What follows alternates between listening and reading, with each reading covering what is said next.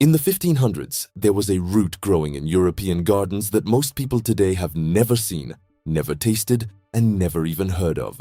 It was sweeter than most vegetables you can find at any grocery store. It grew back on its own every single year, and for several centuries it was considered a legitimate alternative to sugar. Physicians recommended it. Monks cultivated it in their gardens. It was served at noble tables across England and France. And then it disappeared. Not because it stopped working. Not because it was hard to grow. It disappeared because the global sugar trade made it economically irrelevant.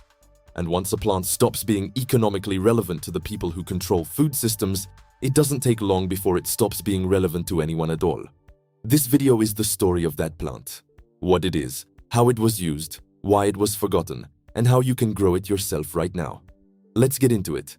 To understand why this plant matters, you need to think about what Europe actually looked like before refined sugar became widely available.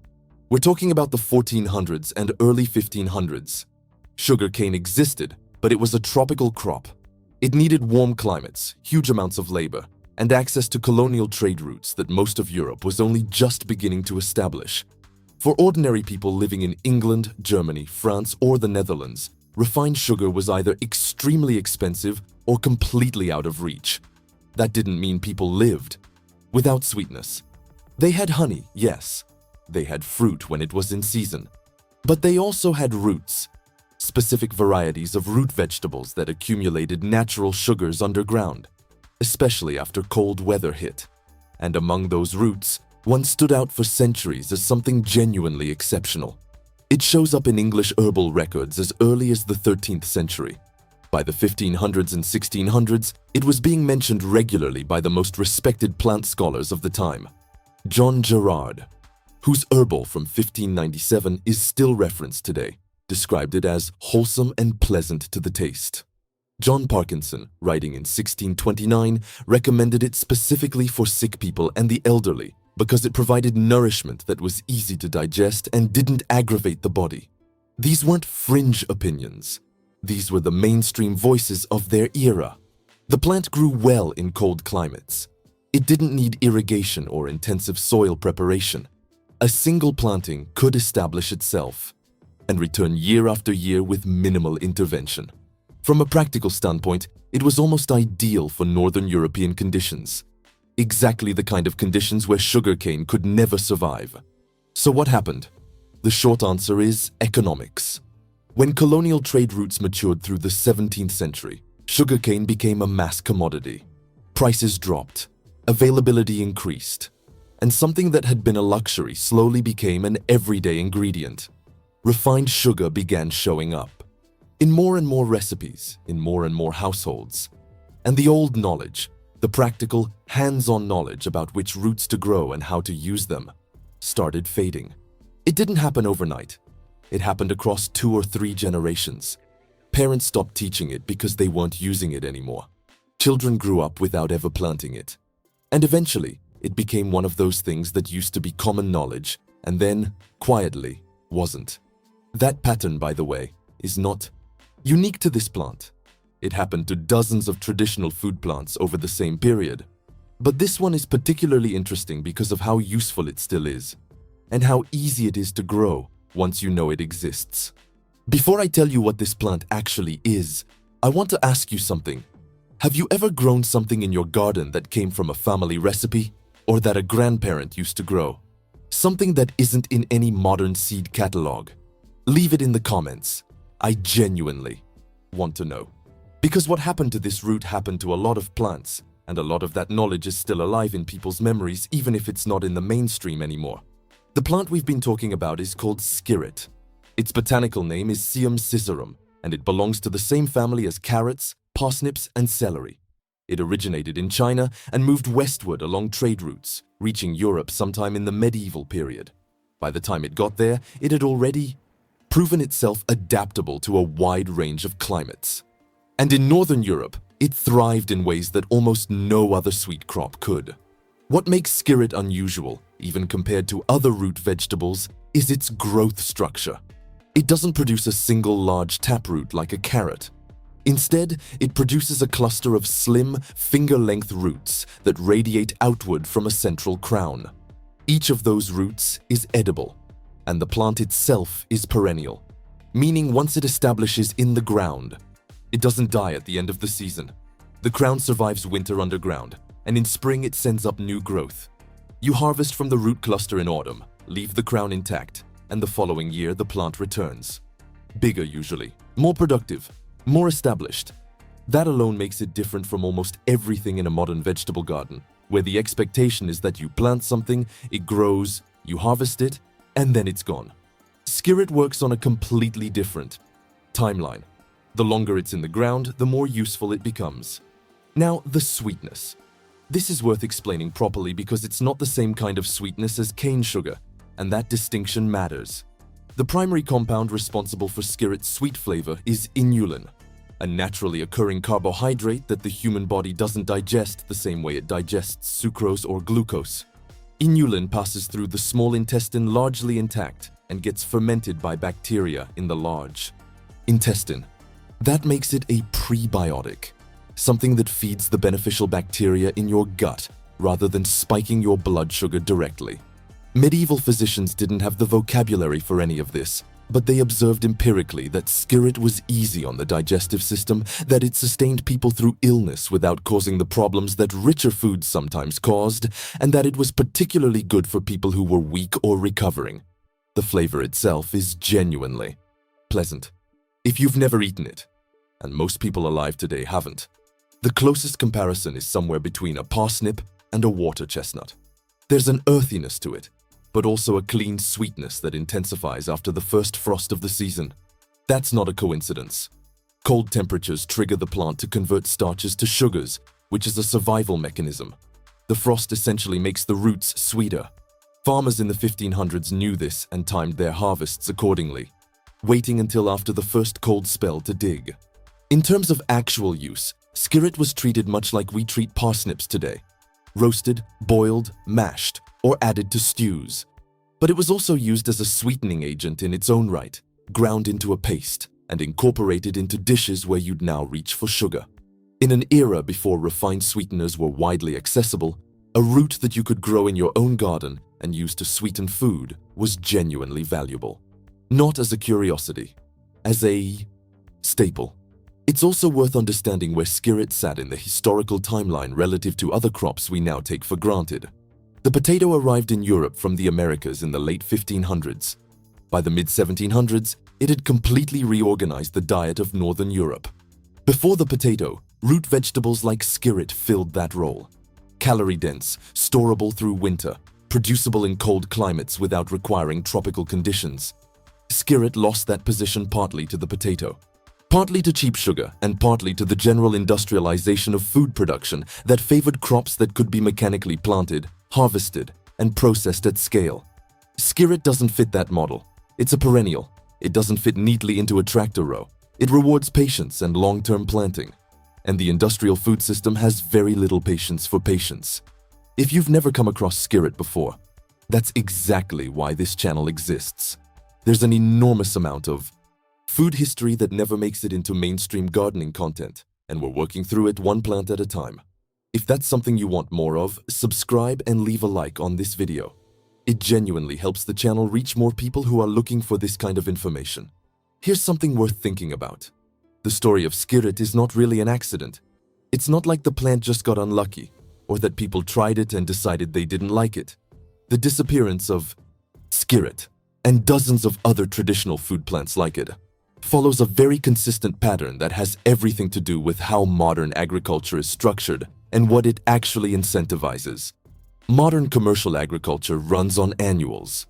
Annuals are plants that complete their entire life cycle in one season. You plant them, they grow, you harvest everything, and the field is clear. Then you sell seeds, and people plant again next year. That cycle, plant, harvest, buy seeds, repeat, is the economic foundation of the seed industry.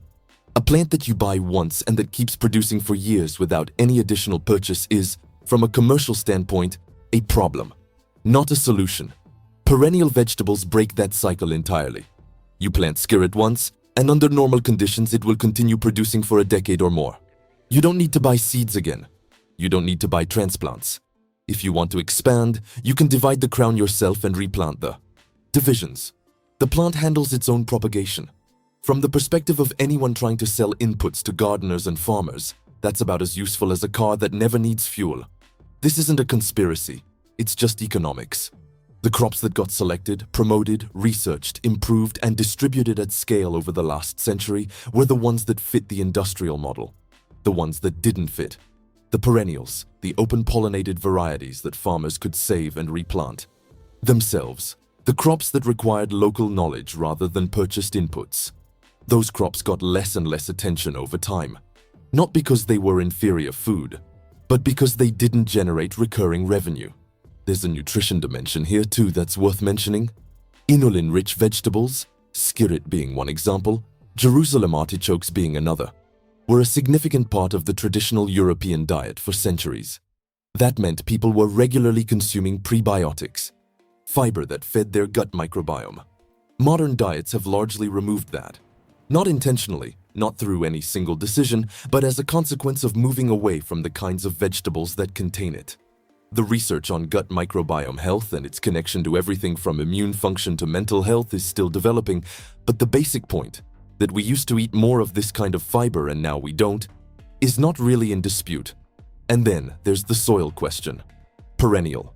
Plants build soil. A skirret plant that's been in the ground for 5 years has a root system that's significantly more developed than it was in year 1. Those roots create channels in the soil, support mycorrhizal networks, add organic matter as older root material dies back. A garden that has perennials in it is a fundamentally different ecosystem from one that gets tilled and replanted every year. The soil gets richer over time instead of more depleted. The work gets lighter instead of heavier. The system becomes more self-sufficient instead of more dependent on outside inputs. That's not romantic idealism. That's just how perennial root systems interact with soil biology. None of this means you should abandon annual vegetables. Tomatoes, peppers, beans, squash. These are all worthwhile. But the complete absence of perennial vegetables from most modern gardens represents a real gap in how people think about food growing. And that gap has a history behind it that's worth understanding. Skirret is one example of this pattern. While putting together research for this channel, I kept finding more plants that followed the same story. Genuinely useful, historically documented, easy to grow, and almost completely absent from modern gardens. I ended up documenting 7 of them in a complete guide called 7 Forgotten Perennial Vegetables. It's 121 pages, covers everything from planting to harvesting to the most common mistakes people make in the first year. If you're building a long-term food garden and want a reference that actually goes deep on perennial vegetables, the link is in the description. It's not expensive, and it's the kind of thing you'll use for years rather than once. Alright, let's get into the practical side. If you want to grow skirret, the good news is that it's not difficult.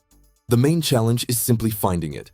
It's not in most garden centers and it's not in most seed catalogs, but it's available from specialty heirloom seed suppliers, from a handful of online sources, and increasingly through gardening communities where people divide and share their root crowns. A quick search for skirret seeds or skirret root divisions will point you in the right direction. In terms of climate and soil, skirret is cold hardy to around USDA Zone 5, possibly colder with good mulching. It prefers cool climates and actually performs better in regions with distinct winters than in warm subtropical areas. It does best in deep, loose, well-drained soil with moderate fertility, but it can tolerate poorer conditions, which is part of why it was practical for peasant gardens that weren't receiving heavy amendments. It doesn't want waterlogged ground. Raised beds work well if your native soil is heavy or compacted. In-ground planting is fine if drainage is adequate. You can start skirret from seed or from root divisions. Seeds are slower and less reliable. Germination can be patchy, and it takes longer to get an established plant. If you can get root divisions or small crowns from an existing plant, that's the more reliable path. Plant in early spring, once the ground can be worked. Space plants about 30 to 40 centimeters apart. They'll send up feathery green foliage that looks somewhat like carrot tops. Don't mistake that for the plant underperforming. The top growth is modest. The real work is happening underground. This is where most first-time skirret growers make a mistake. They plant in spring. The foliage comes up. It looks fine but unimpressive. And then they start wondering if something is wrong. Nothing is wrong. In the first year, skirret is putting most of its energy into establishing its root system. The roots you'll harvest at the end of the first season will be smaller and fewer than in subsequent years. That's normal. The correct response is to harvest some roots in autumn, leave the crown in the ground, and let it overwinter. By the second year, the plant will be significantly more productive. By the third year, you'll have a substantial root cluster that can either be harvested partially or divided to create new plants. Harvest timing matters with skirret. Cold temperatures improve the flavor by converting starches to sugars, so waiting until after the first hard frost of autumn, or at least until temperatures have been consistently cold for a couple of weeks, will give you noticeably sweeter roots than harvesting earlier in the season. Dig the entire root cluster. Separate out what you want to use and replant the crown. The roots don't store well in open air for extended periods, but they keep reasonably well in damp sand in a cool root cellar, similar to how you'd store carrots or parsnips. The most common mistake with skirret is impatience, harvesting too aggressively in the first or second year, or pulling the entire plant out rather than leaving the crown to regenerate. The second most common mistake is overwatering. Skirret is not a water-hungry plant. Consistent moisture is good, but soggy soil causes root rot. The third mistake is tilling or disturbing the root zone heavily in subsequent years. Let the soil settle around the established plant. The less you disrupt it, the better it performs. That's really the summary of skirret in practical terms. It's not a demanding plant. It asks mostly for time. And in return, it keeps producing food year after year without requiring much from you at all. Now I want to hear from you. Are you going to try growing skirret? Or is there another forgotten vegetable you've been curious about? Leave it in the comments. That's genuinely how I decide what to cover next on this channel. And if you know someone who gardens, or someone who's interested in food self-sufficiency, send this video their way. That's how a channel like this grows. Skirret didn't disappear because it failed. It disappeared because the food system that replaced it didn't have room for a plant that works on a decade-long timeline, produces food without needing to be replanted, and can't be mechanized at industrial scale. That's not a failure of the plant. That's a failure of the system to value what the plant actually offers. The good news is that none of that matters if you have a garden. You don't need industrial scale. You don't need to fit into anyone's economic model. You plant it once, you leave it alone, and it gets more productive every year. That's a completely different relationship with food than most of us grew up with. And it's worth thinking about what it would mean to build that into your garden, even in a small way. Next time, we're looking at another plant that was actively discouraged in European diets during the 18th century. Not because it was harmful, but because it competed with more profitable crops. It's making a quiet comeback in survival and homestead gardens right now, and the reasons why are worth understanding. If you want to go deeper on skirret and plants like it, I've been building out written content on the Hidden Soil blog. It's still early. The blog is growing the same way a good perennial garden grows, slowly and with intention. But there's already content there worth reading, and more is being added regularly. The link is in the description. See you in the next one.